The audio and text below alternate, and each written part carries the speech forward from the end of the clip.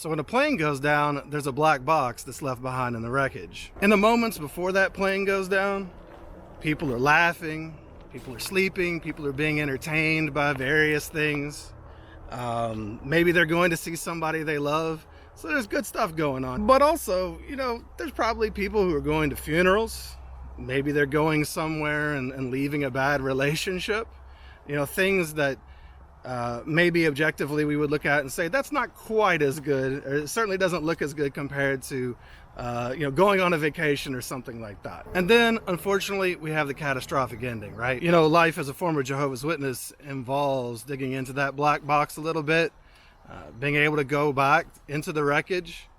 If we want to heal, we're going to have to go back and look into the good and the bad of what really was. And then of course, unfortunately for most of us, there's some sort of a catastrophic ending as well. You know, many leave and they want to avoid it.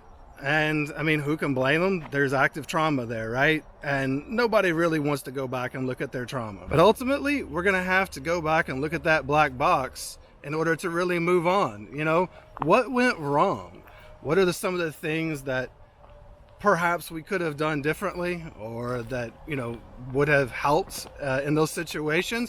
And what are some of the different patterns that we might be repeating today in our own life from that fatal crash? And it's not just as simple as, hey, don't get in a crash, or hey, don't grow up in a cult. Instead, it's about the hard work of looking at what happened and seeing how it impacted us and how we can change for the future. The system that we were in was very broken.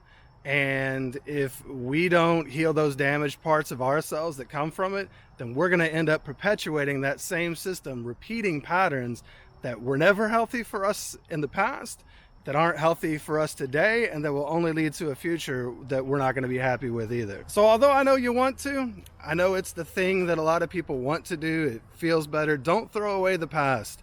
There's a lot that we can learn from it, not only for ourselves today, but there's a lot we can learn for our futures.